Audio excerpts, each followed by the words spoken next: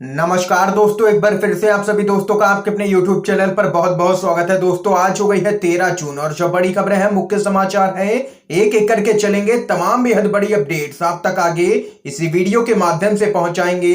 तो वहीं दोस्तों, खबरों की तरफ चलने से पहले आप लोगों से एक छोटा सा निवेदन है कि अगर आप लोगों ने अभी तक हमारे YouTube चैनल को सब्सक्राइब नहीं किया है तो चैनल को अभी सब्सक्राइब करके बेल के आइकन को जरूर दबाइए दोस्तों, और एक प्यारा वाला लाइक वीडियो को जरूर कीजिए। जहां पर पहली बड़ी खबर आप लोगों को बताते चले, बीजेपी शासित राज्यों में कोरोना मृतकों के आंकड़ों में की गई है बड़ी हेराफेरी, नैतिकता के आधार पर इस्तीफा दे मुख्यमंत्री। कांग्रेस ने कर दी है मांग। आप लोगों को बताते चले, कांग्रेस ने बीजेपी सरकार पर कोरोना मृतकों के आंकड़े छिपाने का आरोप लगाते हुए कहा है कि देश में जिन राज्यों में उसकी सरकारें हैं वहां पर आंकड़ों में बड़ी हेराफेरी हुई है, इसलिए प्रधानमंत्री नरेंद्र मोदी को मामले की न्यायिक जांच करवानी चाहिए और वहां के मुख्यमंत्रियों को नैतिकता के आधार पर इस्तीफा देना चाहिए। कांग्रेस के प्रवक्ता पवन खेड़ा ने कहा है कि आंकड़े छिपाने में भाजपा सरकार का सांप और नेवला जैसा रिश्ता है। भाजपा सरकार ने सिर्फ कोविड से होने वाले मृतकों की संख्या ही नहीं छिपाई है, बल्कि बेरोजगारी, सकल घरेलू उत्पाद यानी कि जीडीपी में गिरावट सहित सभी तरह के आंकड़ों को छिपाती है ये भाजपा सरकार। इसलिए मुख्यमंत्री को इस्तीफा दे देना चाहिए। बीजेपी शासित जहां पर भी आंकड़ों में हेर फेर की गई है, ये यहां पर कांग्रेस पार्टी ने मांग कर दी है। एक और बड़ी खबर की तरफ चलते हैं दोस्तों। बंगाल में बीजेपी के साथ हो सकता है एक और बड़ा खेला। राजीव बनर्जी ने टीएमसी नेता से की है मुलाकात। आप लोगों को बताते चलें, पश्चिम बंगाल में मुकुल रॉय के टीएमसी में जाने से लगे झटके से उबरने की कोशिश कर रही बीजेपी को एक और बड़ा झटका लग सकता है। टीएमसी से बीजेपी में आए राजीव बनर्जी यहां पर टीएमसी के राज्य सचिव कुणाल घोष से यहां पर मिले हैं और उनकी टीएमसी में जाने का रास्ता लगभग यहां पर साफ हो चुका है। और देख सकते हैं कि मुकुल रॉय के बाद अब राजीव बनर्जी भी बदलेंगे पाला। एक और बड़ी खबर की तरफ चलते हैं दोस्तों। अकाली दल और बसपा में हुआ है गठबंधन। सुखबीर बादल बोले भाजपा का खाता तक नहीं खुलेगा। पंजाब के विधानसभा चुनाव में शिरोमणि अकाली दल और बहुजन समाज पार्टी ने 2022 पंजाब विधानसभा चुनाव के लिए गठबंधन किया है। पंजाब की 117 सीटों में से बसपा 20 सीटों पर चुनाव लड़ेगी और बाकी की सीटों पर शिरोमणि अकाली दल अपने उम्मीदवार उतारेगा। चुनाव में दोनों दलों ने 25 साल के बाद यहां पर हाथ मिलाया है। तो वहीं शिरोमणि अकाली दल के प्रमुख सुखबीर सिंह बादल ने भाजपा पर जोरदार हमला किया है।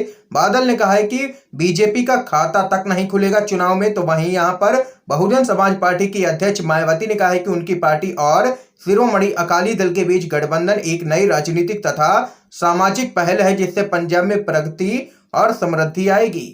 तो वहीं एक और बड़ी खबर की तरफ चलते हैं। कश्मीर में 370 बहाल करने की बात पर दिग्विजय सिंह का भाजपा को जवाब, कहा भ्रम का शिकार है, मोदी शाह को हटाने को तैयार है कांग्रेस। आप लोगों को बताते चलें, कांग्रेस पार्टी के दिग्गज नेता दिग्विजय सिंह ने एक यहां पर टिप्पणी की है कि जम्मू कश्मीर से अनुच्छेद 370 को हटाना और राज्य का दर्जा खत्म करना बहुत ही दुखद है तथा उनकी पार्टी इस पर पुनर्विचार करेगी। और वहीं यहां पर दिग्विजय सिंह के इसी बयान को लेकर के बीजेपी ने उन पर निशाना साधा है, जिसके बाद दिग्विजय सिंह ने भाजपा पर पलटवार करते हुए ट्वीट किया, अनपढ़ लोगों की जमात को करेंगे और विचार करना में फर्क शायद समझ में नहीं आता है। दिग्विजय सिंह ने कहा है कि कुछ लोग भ्रम का शिकार हो सकते हैं, लेकिन लाखों कांग्रेसी कार्यकर्ता, समर्थक और वे सभी जो भाजपा, मोदी और शाह शासन का विरोध कर रहे हैं, इस शासन को खत्म करने के लिए हर इंच लड़ाई लड़ेंगे, ये यहां पर कहना है दिग्विजय सिंह का। और उन्होंने कहा है कि मोदी शाह को हटाने को पूरी तरीके से तैयार हो चुकी है कांग्रेस। इस बीच एक और बड़ी खबर सामने निकल के आ रही है दोस्तों। लक्षद्वीप के प्रशासक प्रफुल्ल पटेल को जैविक हथियार बताने वाली आयशा सुल्ताना पर राजद्रोह केस के बाद लक्षद्वीप बीजेपी हुई है दो फाड़। दर्जनों नेताओं कार्यकर्ताओं ने सौंप दिया है अपना इस्तीफा। आप लोगों को बताते चले, आयशा सुल्ताना ने प्रशासक प्रफुल्ल पटेल को जैविक हथियार करार दे दिया था। इसके बाद उन पर राजद्रोह का मुकदमा दर्ज करवा दिया गया। इस बात को लेकर के भाजपा के अंदर ही अब यहां पर अनबन शुरू हो गई है। पार्टी के अध्यक्ष ने आयशा पर राजद्रोह का केस दर्ज करवाया तो लगभग दर्जन भर भाजपा नेताओं ने इस्तीफा सौंप दिया। तो वहीं दोस्तों एक और बड़ी खबर जान लेते हैं। सबसे बड़ा लोकतंत्र है भारत, पर अभिव्यक्ति की आजादी पर पाबंदी चिंताजनक है, यह यहां पर कहना है टॉप अमेरिकी अधिकारी का। जी हां दोस्तों, अमेरिका के एक शीर्ष अधिकारी ने सांसदों से कहा है कि भारत मजबूत कानून व्यवस्था के साथ दुनिया का सबसे बड़ा लोकतंत्र बना हुआ है, लेकिन अभिव्यक्ति की आजादी पर पाबंदियों समेत भारत सरकार के कुछ कदमों से चिंताएं पैदा हो गई हैं जो उसके लोकतांत्रिक मूल्यों के परस्पर विरोधी हैं। थॉमसन ने कहा है कि इसमें अभिव्यक्ति की आजादी पर बढ़ती पाबंदियां और मानवाधिकार कार्यकर्ताओं तथा पत्रकारों को हिरासत में लेना शामिल है। ये यहाँ पर बड़ी खबर है। टॉप अमेरिकी अधिकारी का कहना है कि सबसे बड़ा लोकतंत्र है भारत, लेकिन फिर भी अभिव्यक्ति की आजादी पर पाबंदी यहाँ पर चिंताजनक है। एक और बड़ी खबर की तरफ चलते हैं। राकेश टिकैत का बड़ा दावा, किसानों को उकसाना चाहती है पुलिस और मोदी सरकार। जी हां दोस्तों, भारतीय किसान यूनियन के प्रवक्ता और किसान आंदोलन का प्रमुख चेहरा राकेश टिकैत ने दावा किया है कि पुलिस और सरकार किसानों को उकसाना चाहती है। किसान नेता राकेश टिकैत की यह टिप्पणी उस मामले को लेकर के आई है जिसमें दिल्ली पुलिस के स्पेशल सेल के 2 सब इंस्पेक्टर्स पर कथित तौर पर किसानों के एक समूह ने हमला बोल दिया था। और इस पूरे मामले में टिकैत ने बताया है कि पुलिस वालों को सिविल ड्रेस में होना चाहिए था और हो सकता है कि किसानों को गलतफहमी हुई हो कि वे चैनल के लोग हैं या मीडिया वाले हैं जो आंदोलन को बदनाम करना चाहते हैं। हम किसी भी प्रकार की हिंसा में शामिल नहीं हुए, लेकिन पुलिस और सरकार हमको उकसाना चाह रही है। ये यहाँ पर राकेश टिकैत का बयान सामने निकल के आया है। अगली बड़ी खबर जान लेते हैं। गुजरात बीजेपी में भी सियासी बवाल, रूपाणी बनाम पाटिल की जंग हो चुकी है शुरू। जी हां दोस्तों, आप लोगों को बताते चलें, कांग्रेस की कुछ राज्य इकाइयों में चल रहे सियासी बवाल पर उसकी खिल्ली उड़ाने वाली बीजेपी को अपने घर में भी थोड़ा सा झांक लेना चाहिए। उत्तर प्रदेश में क्या हो रहा है यह किसी से छुपा नहीं है। जहां एक राज्य के मुख्यमंत्री की लोकप्रियता की टक्कर प्रधानमंत्री नरेंद्र मोदी से होने की चर्चाओं से यहां पर पार्टी सहमी हुई है, तो वहीं राजस्थान बीजेपी में पूर्व मुख्यमंत्री वसुंधरा राजे ने राज्य बीजेपी के बाकी दिग्गजों के छक्के छुड़ाए हुए हैं। कर्नाटक में येदियुरप्पा के खिलाफ आए दिन उनके विरोधी मोर्चा खोले रहते हैं। मध्य प्रदेश में मुख्यमंत्री शिवराज सिंह चौहान के खिलाफ गृह मंत्री नरोत्तम मिश्रा और बीजेपी महासचिव कैलाश विजयवर्गीय की सियासी जुगलबंदी बीते दिनों परवान चढ़ती देखी गई थी। अब इन राज्यों की फहरिस्त में नया नाम गुजरात का जुड़ा है। उस गुजरात का जहां से बीजेपी और मरकजी हुकूमत की 2 ताकतवर शख्सियतें आती हैं, यानी कि नरेंद्र मोदी और अमित शाह। गुजरात बीजेपी में प्रदेश के अध्यक्ष CR पाटिल और मुख्यमंत्री विजय रूपाणी के दरमियान सियासी रण होने की खबर राजनीतिक कॉरिडोर में सरेआम है। आप लोगों को बताते चलें, गुजरात बीजेपी के प्रदेश अध्यक्ष CR पाटिल की मांग है कि पाटिल समुदाय से गुजरात का मुख्यमंत्री होना चाहिए, जिसको लेकर के यहां पर सीएम रूपाणी और पाटिल के बीच में जंग देखने को मिल रही है। और हर राज्य में यहां पर बीजेपी के अंदर अंदरूनी कलह दिखाई पड़ रही है। एक और बड़ी खबर जान लेते हैं।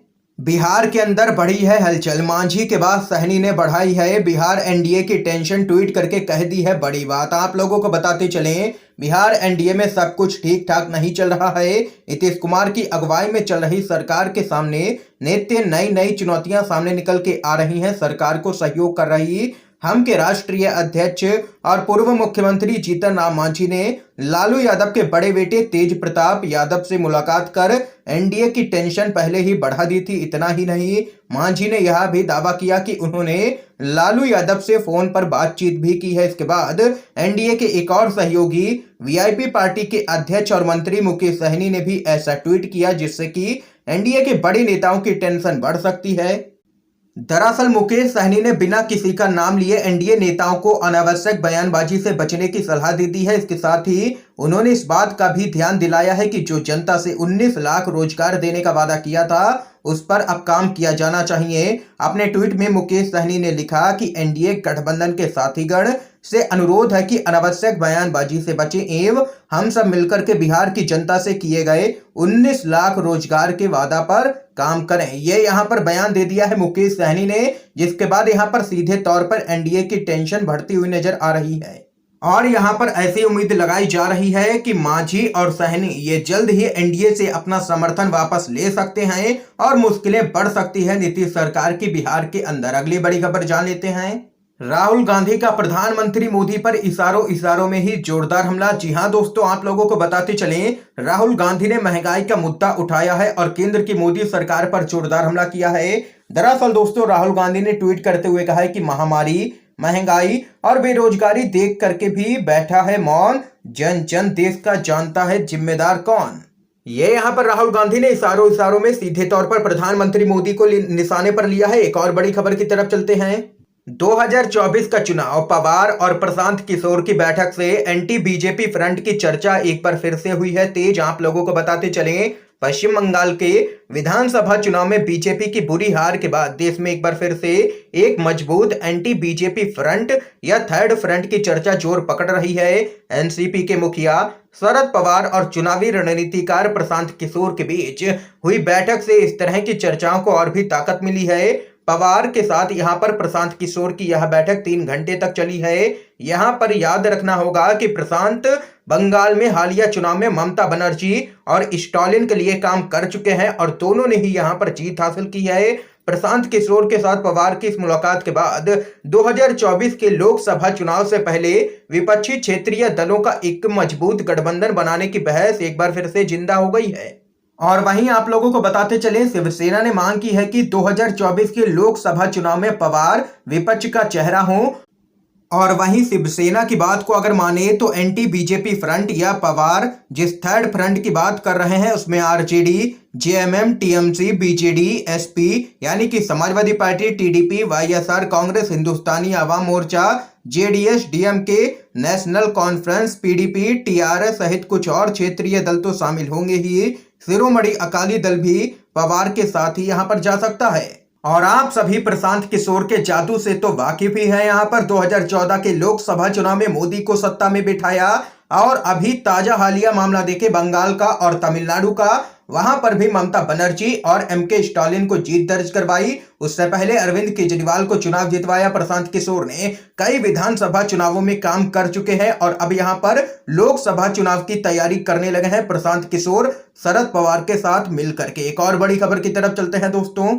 अखिलेश यादव ने स्वास्थ्य सेवा लचर होने का लगाया है आरोप, कहा दो तरफा बातें और चालें चलती है भाजपा सरकार। समाजवादी पार्टी के अध्यक्ष अखिलेश यादव ने एक बार फिर से आरोप लगाया है कि भाजपा सरकार की उपेक्षा के चलते उत्तर प्रदेश में स्वास्थ्य सेवाएं बदहाल हो गई हैं। प्राइवेट अस्पतालों की मनमानी पर कोई भी नियंत्रण नहीं है। दवाओं, इंजेक्शन की कालाबाजारी बेरोक टोक लगातार जारी है। कोरोना कर्फ्यू और ऑक्सीजन की किल्लत ने लोगों की कमर तोड़ करके रख दी है। भाजपा दो तरफा बातें और चालें चलती है।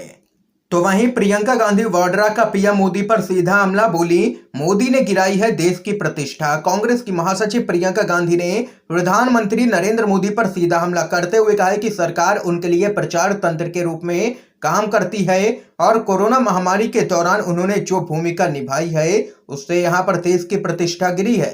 और वहीं प्रियंका गांधी ने आगे कहा है कि सच पर नहीं प्रोपेगेंडा में यकीन रखते हैं पीएम मोदी, कोरोना संकट में जिम्मेदारी से भाग गए।